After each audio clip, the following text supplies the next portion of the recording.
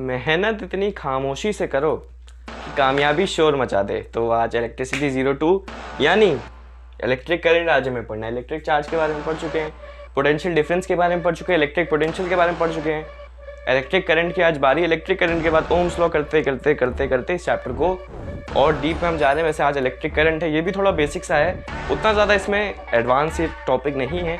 Electric charge potential difference के जैसे ही electric current एक बेसिक टॉपिक है, लेकिन इसको अलग से पढ़ने की ज़रूरत थी, इसको थोड़ा टाइम देने की ज़रूरत थी, इसलिए इस पर पूरा एक लेक्चर डेडिकेट हुआ है। तो आज का टॉपिक है इलेक्ट्रिक करंट। तो चलिए शुरू करते हैं।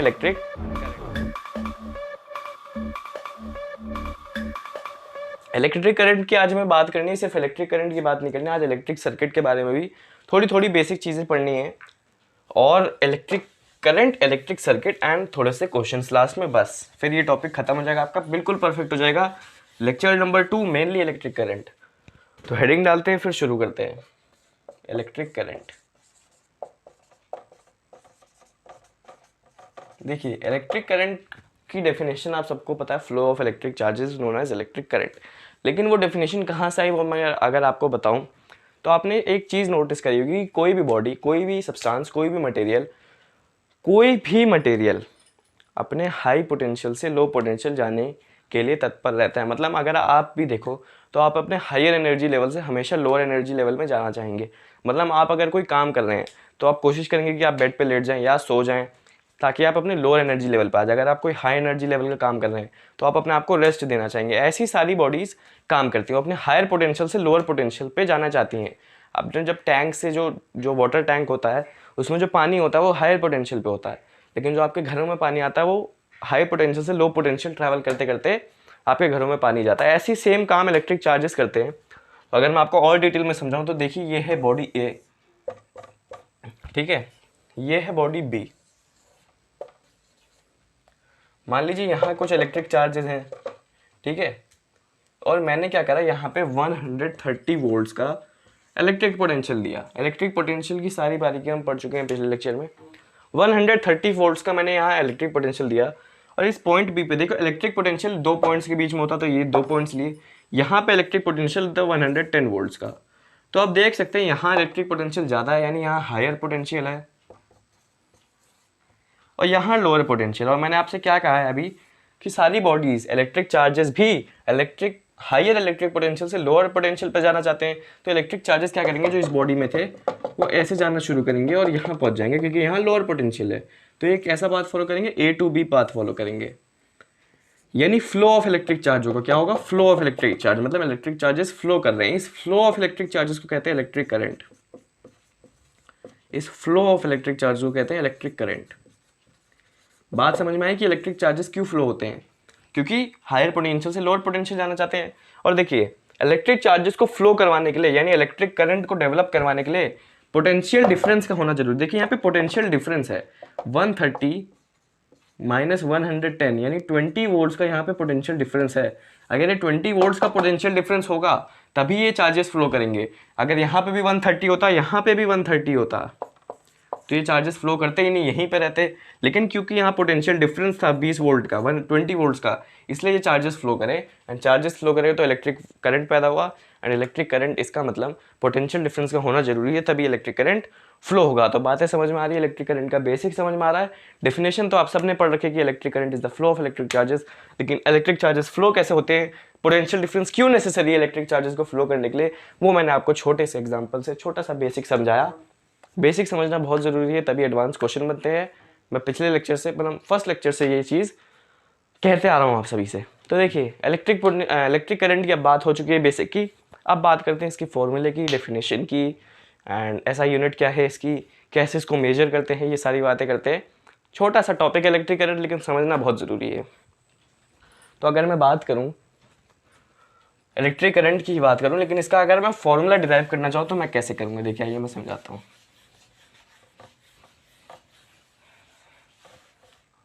मान लीजिए ये है A, ये है B, ये पाथ फॉलो कर रहे हैं इलेक्ट्रिक करंट, ये पाथ, ऐसा पाथ A से B जा रहे हैं, ठीक है।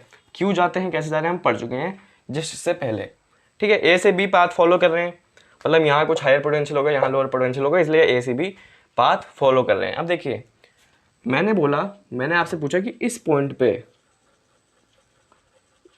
पे जितने जितने चार्ज मूव होगा, देखिए चार्ज ही मूव कर रहा है, इलेक्ट्रिक चार्ज मूव कर रहा है, तो जितना चार्ज मूव होगा इन 1 सेकेंड वो क्या होगा, इलेक्ट्रिक करंट होगा। यानी अगर इलेक्ट्रिक करंट को मैं आई बोलूँ, आई से रिप्रेजेंट करूँ, तो देखिए आई क्या होगा, एक गिवन पॉइंट पे amount of charge moved in unit second यानी टी सेकेंड्स।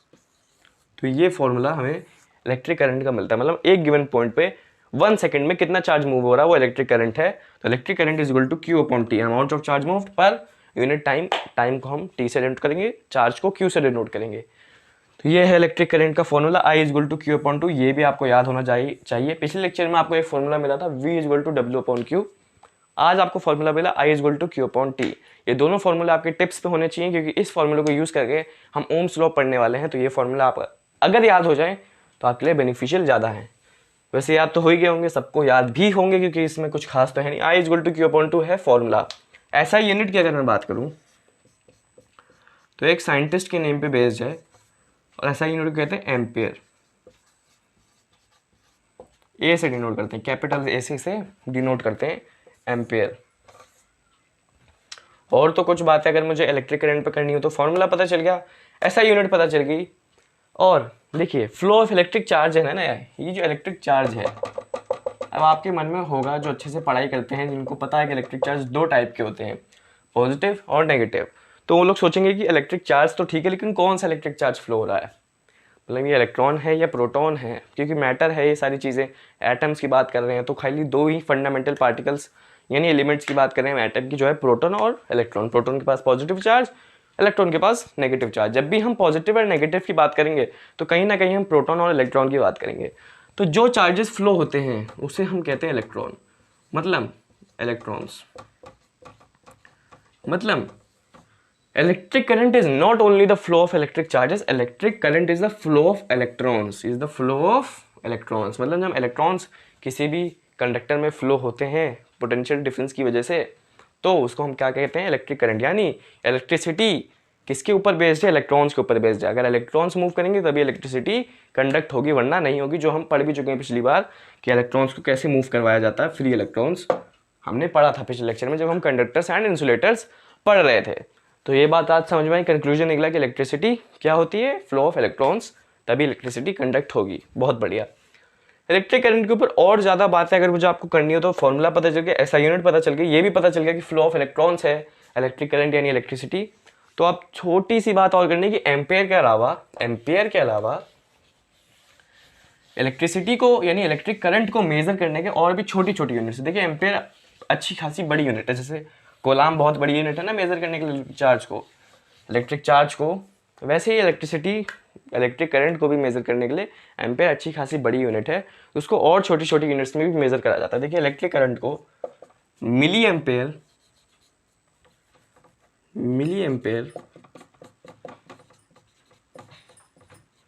और माइक्रो एम्पेयर में भी मेजर करा जाता है। मिली एम्पेयर की अगर मैं बात करूं तो 1 मिली एम्पेयर, देखिए ये याद करने वाली चीज़ है, 1 मिली एम्पेयर ऐसे डिनोट करते हैं मिली एम्पेयर को, इज इक्वल टू 10⁻³ एम्पेयर। ये कन्वर्जन आपको याद करनी है, क्योंकि ये बाद में क्वेश्चंस में आपको हेल्प करेगी, काम आएगी। देखिए माइक्रो एम्पेयर को कैसे लिखा जाता है, 1 माइक्रो एम्पेयर ऐसा लिखा जाता है इज इक्वल टू 10⁻⁻6 एम्पेयर। ये भी कन्वर्जन आपको याद करनी है, ये भी यूज होगी आने वाले टाइम में। तो एम्पेयर के अलावा दो छोटी छोटी यूनिट्स भी है, मिली एम्पेयर, उससे छोटी माइक्रो एम्पेयर। कन्वर्जन भी मैंने दे दी, तो ये बात भी आपको याद हो जानी चाहिए। इलेक्ट्रिक करंट, एक और लास्ट बात जो बची है कि जैसे वोल्टेज यानी पोटेंशियल डिफरेंस को वोल्ट मीटर से मेजर करा जाता था, इसे एमीटर के साथ मेजर करा जाता है, एमीटर के साथ। और ये लगता सीरीज में है, जैसे वोल्ट मीटर लगता है पैरेलल में है, लेकिन ये लगता है सीरीज में है। लेकिन मैं अभी उसकी ज़्यादा बात करना नहीं चाहूँगा, क्योंकि मैंने आपको पिछले लेक्चर में बताया था जो सीरीज और पैरेलल वाला कंसेप्ट है, और ये जो इसकी लो रेजिस्टेंस होती है उसकी हाई रेजिस्टेंस होती है। वोल्ट मीटर जब लगता है तो हाई रेजिस्टेंस पे लगता है, ये लो रेजिस्टेंस पे लगता है। तो ये भी क्यों होता है रीज़न, वो हम आगे आने वाले टाइम में पढ़ेंगे, जब हम रेजिस्टेंस और ये सीरीज ऑफ कॉम्बिनेशन अच्छा खासा पढ़ चुके होंगे। तो फिलहाल तो इतनी बात थी, बस आपको इस टाइम पे इतना याद रखना है कि एमीटर से मेज़र होता है। एमीटर एक डिवाइस है जो इलेक्ट्रिक करंट को किसी भी सर्किट में, किसी भी कंडक्टर में मेज़र करने के लिए काम आता है कि इसमें कितना एम्पेयर का करंट फ्लो हो रहा है। ये था सारा इलेक्ट्रिक करंट का बेसिक। बेस से लेके हमने सारी चीज़ें जान ली हैं, फॉर्मूला वॉर्मूला ऐसा यूनिट सब जान लिया है। अब पढ़ेंगे electric direction of electric current. Electric circuit को शुरू करने से पहले लास्ट टॉपिक जो बचता है इलेक्ट्रिक करंट के ऊपर वो है डायरेक्शन ऑफ इलेक्ट्रिक करंट।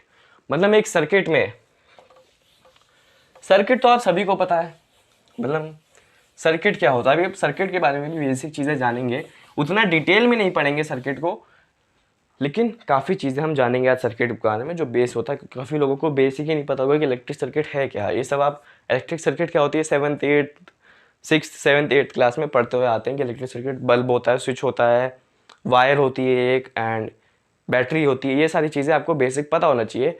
उसी पे अगर मैं निकालूँ direction of electric current, direction of electric current, open circuit close circuit आप सब पढ़ चुके हैं।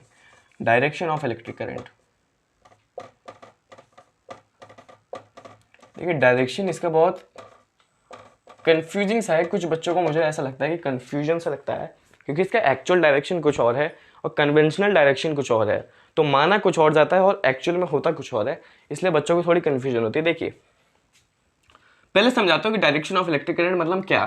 देखिए अगर मैं एक सर्किट लूँ जिसमें मैं एक बल्ब बनाऊँ, ये ना मान लो एक बल्ब, ठीक है, और अगर मैं सर्किट बनाते जाऊँ और यहाँ मैं कोई बैटरी लगा दूँ, यहाँ अगर मैं एक बैटरी लगा दूँ जो 10 वोल्ट्स का पोटेंशियल डिफरेंस दे रही है, ठीक है, और मैं यहाँ चलते जाऊँ यहाँ एक स्विच लगा दूँ, यहाँ एमीटर लगा दूँ क्योंकि आप सभी को पता है एमीटर से मेज़र होता है इलेक्ट्रिक करंट और सीरीज़ में लगता है, ठीक है। अब देखिए अगर मैं बोल रहा हूँ कि ये बैटरी, इसको अच्छे से सिंबल्स के माध्यम से बना देते हैं क्योंकि आप सभी को पता होगा सिंबल्स क्या होते हैं। देखिए ऐसे बना ली मैंने, मान लीजिए बैटरी, ये बन गई हमारी बैटरी, यहाँ पॉजिटिव टर्मिनल, यहाँ नेगेटिव। आप सभी को पता है जो बड़ी वाली डंडी होती है उसको पॉजिटिव टर्मिनल से डिनोट करते हैं और जो छोटी वाली होती है उसको नेगेटिव टर्मिनल से डिनोट करते हैं, ठीक है। तो अब मैं ये कहना चाह रहा हूँ कि डायरेक्शन ऑफ इलेक्ट्रिक करंट क्या होगा, क्योंकि मुझे पता है ये पूरा सर्किट है, ये पूरा एक मेटल वायर से बना है, पूरा कंडक्टर से है, तो इलेक्ट्रिक करंट कैसे फ्लो होगा। देखिए यहाँ से निकलेगा, ये बैटरी है, बैटरी पोटेंशियल डिफरेंस दे रही है, तो यहाँ पे जो चार्जेस होंगे उससे पोटेंशियल डिफरेंस मोशन में लाएगा, मोशन में लाएगा वो पोटेंशियल डिफरेंस इलेक्ट्रिक चार्जेस को, तो यहाँ से फ्लो होना चाहिए। फ्लो होने के बाद उन्हें अगर इस बल्ब तक पहुँचेंगे तो इस बल्ब को जला देंगे। तो अब ये बात है कि इलेक्ट्रिक सर्किट में फ्लो कैसे होते हैं, क्या डायरेक्शन होता है। देखिए जो कन्वेंशनल डायरेक्शन है ना, कन्वेंशनल डायरेक्शन, इस पर एक कहानी भी है। वो कहानी क्या कहती है कि जब उस टाइम पे जब इलेक्ट्रॉन्स डिस्कवर नहीं हुए थे तो उस टाइम पे साइंटिस्ट मानते थे कि जो इलेक्ट्रिक करंट है ना फ्लो ऑफ पॉजिटिव चार्जेस है। क्या है? फ्लो ऑफ पॉजिटिव चार्जेस, क्योंकि उस टाइम पे इलेक्ट्रॉन्स डिस्कवर हुए नहीं थे, दो ही टाइप के चार्जेस होते थे, नेगेटिव और पॉजिटिव। तो उन्होंने मान लिया कि जो इलेक्ट्रिसिटी है वो फ्लो ऑफ पॉजिटिव चार्ज है। तो क्या मान लिया उन्होंने कि पॉजिटिव चार्ज, पॉजिटिव टर्मिनल से ये शुरू होती है ना, फ्लो ऑफ पॉजिटिव चार्ज है, यानी यहाँ से चार्जेस मूव करना शुरू करेंगे ऐसे डायरेक्शन से ये लोग नेगेटिव टर्मिनल पे एंड करेंगे क्योंकि फ्लो ऑफ पॉजिटिव चार्जेस है।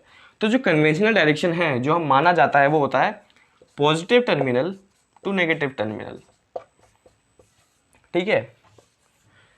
लेकिन क्योंकि हम सबको अब जाके पता चला, उस टाइम पे साइंटिस्ट को नहीं पता था, लेकिन अब हमें पता है कि जो ये इलेक्ट्रिक करंट है फ्लो ऑफ इलेक्ट्रॉन्स है, यानी फ्लो ऑफ नेगेटिव चार्जेस है। यानी ये क्या नेगेटिव टर्मिनल से शुरू होगा, जो इसका एक्चुअल फ्लो होगा, एक्चुअल फ्लो कुछ ऐसा होगा, नेगेटिव टर्मिनल से शुरू करेगा और पॉजिटिव टर्मिनल पे एंड करेगा, क्योंकि फ्लो ऑफ नेगेटिव चार्जेस है। यहाँ चार्जेस जो होंगे उनको ये 10 वोल्ट का पोटेंशियल डिफरेंस, कुछ पोटेंशियल डिफरेंस देगा, तो ये मोशन में आ जाएंगे, ये मूव करना शुरू करेंगे, क्योंकि फ्लो ऑफ इलेक्ट्रॉन्स है तो नेगेटिव चार्जेस से मूव होंगे एंड पॉजिटिव चार्जेस पे एंड होंगे। तो जो एक्चुअल फ्लो है, एक्चुअल फ्लो क्या है, वो एक्चुअल फ्लो है negative terminal to positive terminal, क्योंकि ये फ्लो ऑफ इलेक्ट्रॉन्स है। लेकिन क्योंकि साइंटिस्ट ने पहले ये डिस्कवरी कर ली थी तो इसको चेंज नहीं करा गया और कन्वेंशनल इसको रखा गया। मतलब जो हम यूज़ करने वाले हैं वो इसी को यूज़ करने वाले हैं कि जो फ्लो ऑफ इलेक्ट्रिक करंट हमें इलेक्ट्रिक सर्किट में शो करना है वो कैसा शो करना है, पॉजिटिव टर्मिनल से नेगेटिव टर्मिनल। लेकिन आपको पता होना चाहिए कि ये फ्लो ऑफ इलेक्ट्रॉन है, तो जिसका एक्चुअल फ्लो होता है वो नेगेटिव टू पॉजिटिव होता है। लेकिन हमें यूज़ कौन सा करना है सर्किट में, क्योंकि साइंटिस्ट ने पहले ही डिस्कवरी कर ली तो उसे चेंज नहीं करा गया। एंड यूज़ यही होता है, मतलब जब भी हम सर्किट में शो करते हैं तो हमेशा positive terminal to negative terminal show करते हैं। ये थी डायरेक्शन ऑफ इलेक्ट्रिक करंट की सारा बेस, पूरी बारीकियाँ। I hope direction of electric current भी आपको क्लियर होगा। तो अब देखिए इलेक्ट्रिक सर्किट, जो लास्ट टॉपिक बचा इस लेक्चर का, काफ़ी बड़ा लेक्चर मैंने इसे नहीं रखा क्योंकि मैं चाहता तो इलेक्ट्रिक करंट के बाद आपको ओम्स लॉ भी पढ़ा सकता था, लेकिन या फिर मैं इलेक्ट्रिक करंट आपको पोटेंशियल डिफरेंस वाले लेक्चर में ही करवा सकता था।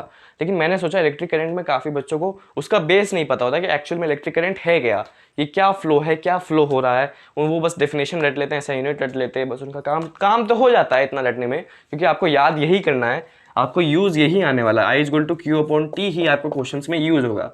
लेकिन जब तक आपको बेस नहीं पता होगा कि I=Q/T क्या है, कैसे आया है, वैसे फिर पढ़ने में मज़ा नहीं है फिजिक्स को।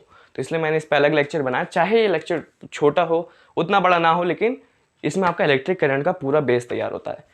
तो देखिए जो लास्ट टॉपिक बचा इस लेक्चर का, जो लास्ट टॉपिक है इस लेक्चर का वो है इलेक्ट्रिक सर्किट। इसमें भी आपको कुछ ज़्यादा जानना नहीं है, इलेक्ट्रिक सर्किट आप सभी को पता है। अभी उतनी बात देखिए, इलेक्ट्रिक सर्किट में और भी बात है कि रजिस्टर यूज़ होता है इलेक्ट्रिक सर्किट में, एमीटर लगता है, वोल्ट मीटर लगता है, और बैटरी कैसे लगती है। देखिए अभी मैं सिंबल्स दे दे रहा हूँ आपको, सिंबल्स की पूरी लिस्ट, जिसमें सारे सिंबल्स हैं। आप इसे पॉज कर लीजिए, यहीं पे नोट करिए, इसमें सारे सिंबल्स हैं कि क्या बैटरी के सिंबल है, क्या एमीटर के सिंबल है, क्या वोल्ट मीटर के सिंबल है, क्या सेल का सिंबल है।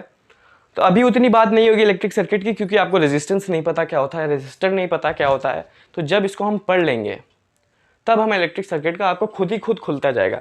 लेकिन अभी इलेक्ट्रिक सर्किट में जो आपको बात होनी चाहिए कि एक वायर से, मेटल वायर से बना होता है इलेक्ट्रिक सर्किट, कंडक्टिंग वायर कहते हैं। जो कंडक्टिंग वायर क्यों यूज़ करते हैं, ताकि ये इलेक्ट्रॉन की फ्लो को कंडक्ट करे, इसलिए कंडक्टिंग वायर से पूरी इलेक्ट्रिक सर्किट बनी होती है। एक स्विच लगी होती है जिसका आपने सिंबल देख लिया, ऐसा होता है। ये ओपन स्विच है, जब आप इसको क्लोज कर दोगे तो क्लोज स्विच हो जाएगी। बैटरी लगी होती है, सेल भी लगा सकते हैं, लेकिन कॉम्बिनेशन ऑफ सेल्स को बैटरी कहते हैं। बैटरी लगी होती है, मान लीजिए बल्ब लगा होता है, वैसे तो रेजिस्टर लगा होता है। रेजिस्टर क्या होता है वो हम बाद में पढ़ेंगे, जब रेजिस्टेंस एंड रेजिस्टिविटी पढ़ेंगे। तो अभी आप सिंपल भाषा के लिए ऐसा समझ लीजिए, कोई भी अप्लायंस लगा है जो इलेक्ट्रिक करंट जिसको यूज़ हो रही है वहाँ पे, इलेक्ट्रिक बल्ब मान लीजिए, ठीक है।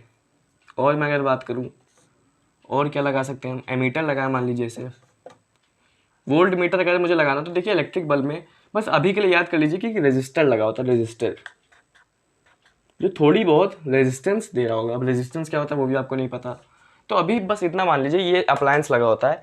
और जो वोल्ट मीटर है ना, वो इसी अप्लायंस ही मान लीजिए, इसे इस अप्लायंस के वोल्ट मीटर। देखिए वोल्ट मीटर क्या है, पोटेंशियल डिफरेंस को मेजर करना, और पोटेंशियल डिफरेंस दो पॉइंट्स के बीच में मेजर होता है। तो यानी इस अप्लायंस का एक ये पॉइंट है और एक ये पॉइंट है, तो देखिए वोल्ट मीटर ऐसे पैरेलल में लगाया जाता है। ये वोल्ट मीटर लगा है, ठीक है। अभी बस उसको याद कर लीजिए ये क्यों लगा है, सारा उसका रीज़न हम अपनी जर्नी में सीखेंगे, सब सीखेंगे, कुछ रटेंगे नहीं, सब समझेंगे। अभी फिलहाल के लिए याद कर लीजिए कि ये अप्लायंस है, क्योंकि वोल्ट मीटर वोल्टेज जो है दो पॉइंट्स के बीच में मेजर होती है, तो दो पॉइंट्स के बीच में पैरेलल हमने वोल्ट मीटर लगा लिया। करंट तो सीरीज में ही मेजर होता है, तो सीरीज में हमने एमीटर लगा लिया, बस खत्म। और शायद इस सर्किट में कुछ बचा नहीं है।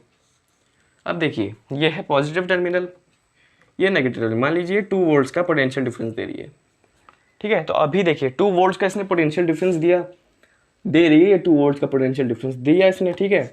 तो क्या हुआ, यहाँ के जितने भी इलेक्ट्रिक चार्जेस मोशन में आ गए, उनको भाई मोशन में करना है। और हमने माना क्या है, पॉजिटिव टू नेगेटिव फ्लो करेंगे, तो हमने माना पॉजिटिव टू नेगेटिव फ्लो करेंगे। अब देखिए जैसे ही यहाँ से यहाँ आएंगे, तो यहाँ पे देखिए स्विच खुला हुआ है, स्विच खुला हुआ है, इसका मतलब ये देखिए यहाँ पे वायर जो है ना, वो यहाँ इस वायर से जॉइंट नहीं है, तो यहाँ पे गैप आ गया इस स्विच खुले होने की वजह से। स्विच खुला होना मतलब आपने, अगर आपकी डेली लाइफ में स्विच बंद है, ठीक है, ओपन स्विच कहते हैं इसे साइंटिफिक भाषा में, लेकिन डेली लाइफ में क्या है, आपने स्विच बंद कर रखा है, उसको स्विच को खोला नहीं, स्विच बंद है, क्लोज्ड है।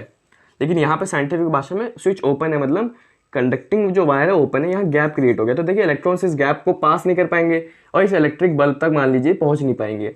लेकिन जैसे ही आपने डेली लाइफ में स्विच को ओपन करा, जैसे आपने स्विच को ओपन करा तो आप देखते हैं बल्ब जलता था ना, जैसे ही स्विच को ओपन करें वैसे बल्ब जल जाता है। तो क्या होता है, जैसे आप स्विच को ओपन करेंगे, इसका मतलब साइंटिफिक भाषा में इसको ऐसे क्लोज कर देंगे।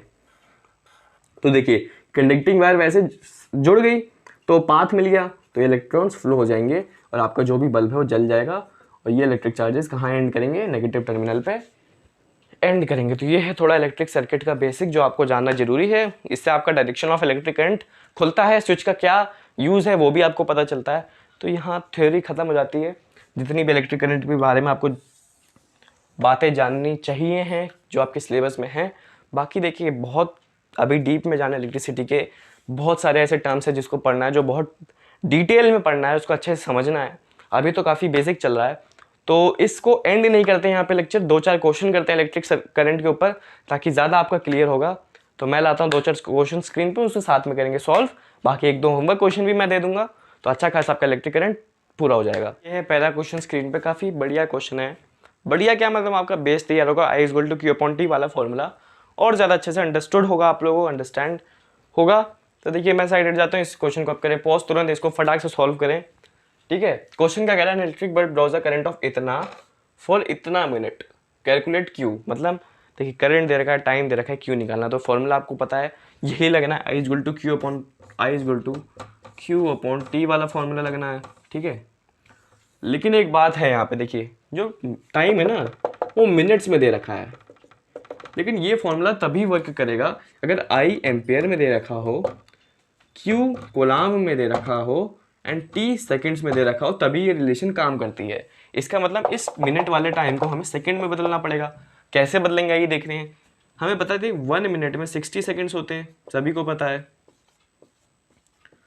तो 20 मिनट्स में कितना हो जाएगा, 20 मिनट्स में 20 × 60 यानी 1200 सेकेंड्स हो जाएंगे।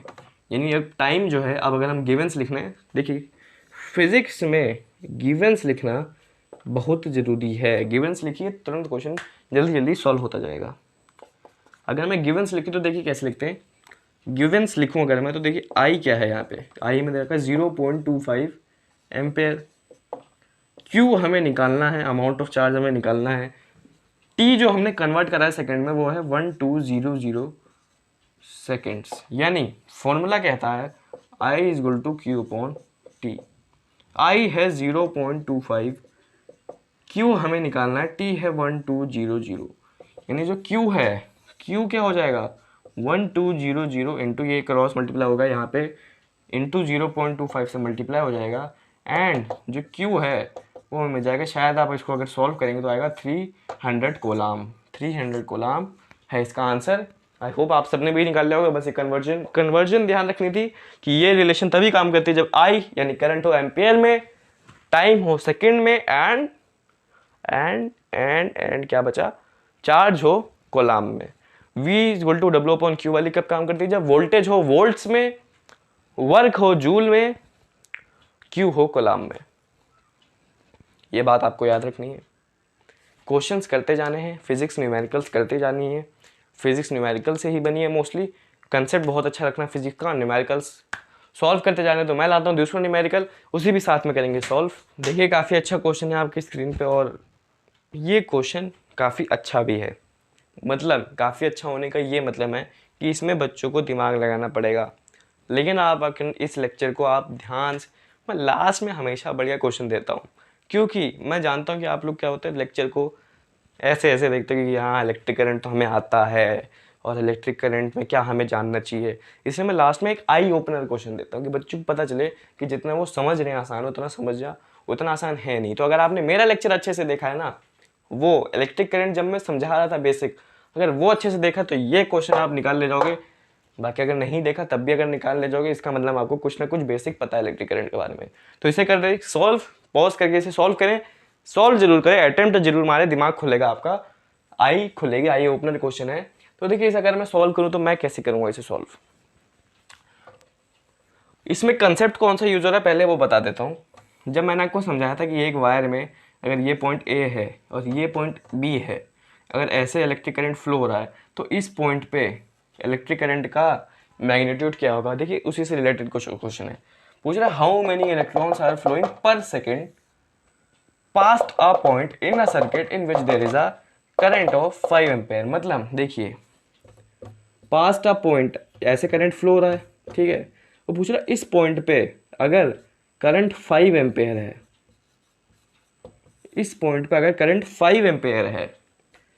तो देखिए एक पॉइंट की जब हम बात करते हैं तो अगर यहाँ लिखा भी नहीं होता, वैसे मुझे देना भी नहीं चाहिए था कि इन 1 सेकेंड जो यहाँ लिखा है past a point in a circuit पर सेकेंड, ये पर सेकेंड अगर मुझे नहीं देना होता, मैं नहीं देता, मेरे से गलती हो गई, क्योंकि आप लोगों को दिमाग लगना चाहिए था। जब एक पॉइंट की बात करें तो मैंने आपको समझाया था यहाँ टाइम क्या होता है 1 सेकेंड, पर सेकेंड में यहाँ एक पॉइंट पे कितना चार्ज फ्लो हो रहा है उसी को हम एम्पेयर यानी करंट बोलते हैं। ये मैंने आपको समझाया था इसका फॉर्मूला डिराइव करते समय, देखिए उसी का कंसेप्ट लग रहा है। एक सेकंड में यहाँ जो करंट है वो 5 एम्पेयर है, ये क्वेश्चन में दे रखा है। तो देखिए यहाँ चार्ज कितना होगा इस सेकंड में, चार्ज हम निकाल सकते हैं I equal to Q upon T से, I equal to Q upon T से चार्ज निकाल सकते हैं। I कितना है 5, Q कितना है, देखिए Q यहाँ है निकालना है, T है 1 सेकेंड, यानी जो Q है वो 5 कूलम्ब है। Q क्या है 5 कूलम्ब है, लेकिन Q नहीं पूछ रहा, वो पूछ रहा है how many electrons are flowing past this point, मतलब इस पॉइंट पे कितने इलेक्ट्रॉन्स पास हो रहेंगे इस पॉइंट से एक सेकंड में, जबकि यहाँ करंट 5 एम्पेयर है। एक सेकंड में जिसका चार्ज 5 कूलम्ब है, यहाँ इस पॉइंट से कितने इलेक्ट्रॉन्स फ्लो रहेंगे। तो देखिए ये भी अगर पहले लेक्चर में आपको पता होगा कि कितने इलेक्ट्रॉन, ये यहाँ से तो आप निकाल ही जाएंगे अगर आपने कूलम्ब निकाल लिया। मैं समझाता हूँ कैसे। देखिए आपको पता है कूलम्ब यहाँ कितना है 5C, और अगर आपने मेरा पिछला लेक्चर देखा होगा तो उसमें मैंने एक इलस्ट्रेशन क्वेश्चन दिया था जिसमें वो पूछ रहा था कि एक कूलम्ब में कितने नंबर ऑफ इलेक्ट्रॉन्स होते हैं, याद आया कुछ? तो हमने वहाँ से निकाला था कि एक कूलम्ब में 6.25 इंटू 10⁻18 इलेक्ट्रॉन्स होते हैं, ठीक है। अगर आपने वो लेक्चर नहीं देखा या आप सोच रहे हैं कि ये कैसे निकला, तो आप पिछले लेक्चर देख सकते हैं, आपको पता चल जाएगा कि एक कूलम्ब में 6.25 इलेक्ट्रॉन्स होते हैं। हमने कैसे निकाला, हमने पिछले लेक्चर में सब समझाया है। तो देखिए अब हमें यहाँ से क्या मिला, in 1 coulomb there are 6.25 into 10⁻18 electrons, लेकिन यहाँ 1 कूलम्ब तो है नहीं, इस पॉइंट पे कितना कूलम्ब है 5 कूलम्ब। तो इन 5 कूलम्ब नंबर ऑफ इलेक्ट्रॉन्स कितने हो जाएंगे, इसको 5 से मल्टीप्लाई कर दो, 5 इंटू 6.25 इंटू 10⁻18 इलेक्ट्रॉन्स, तो ये कितने हो जाएंगे 31.25 इंटू 10⁻18 इंटू 10⁻18 इलेक्ट्रॉन्स। तो ये है इस क्वेश्चन का आंसर। जिन बच्चों से निकल गया कॉन्ग्रेचुलेशंस, आपने बहुत मेहनत करी, इसका मतलब आपको बेसिक पता है इलेक्ट्रिक करंट का। जिन बच्चों से नहीं बना आंखें खोल लीजिए, हर लेक्चर को ध्यान से देखिए कि आपको कुछ ना कुछ सीखने को जरूर मिल रहा है हर लेक्चर से। ऐसा मत सोचिए कि आपको आता है तो वेल एंड गुड, लेकिन तब भी देखिए कुछ ना कुछ नया सीखने को जरूर मिलेगा। तो इस लेक्चर को यहीं करते एंड, और बातें करनी है इलेक्ट्रिसिटी से रिलेटेड करेंगे, टाइम दीजिए, हर लेक्चर में टाइम इन्वेस्ट करिए, सारी डिटेल्स जानते रह जाएंगे और भी चैप्टर की अच्छे से डिटेल जानते रह जाएंगे। अभी तो मेन मोटिव ये है कि दिसंबर के एंड तक ये इलेक्ट्रिसिटी खत्म हो। आपका एसिड्स एंड बेसिस चल रहा है इस टाइम पे, वो भी दिसंबर के एंड तक आराम से खत्म हो जाएगा। तो धीरे धीरे सिलेबस को हम कंप्लीट करते जा रहे हैं, धीरे धीरे करते जाएंगे। मैथ्स की सीरीज भी आने वाली है, बस बने रहिए। मैथ्स की सीरीज भी बहुत जल्दी शुरू होने वाली है, आज या कल में शुरू हो जाएगी। तो बने रहे AEA अनुराग एजुकेशन एकेडमी के साथ, बने रहे मेरे साथ। Stay tuned with us. So that's it for today, bye.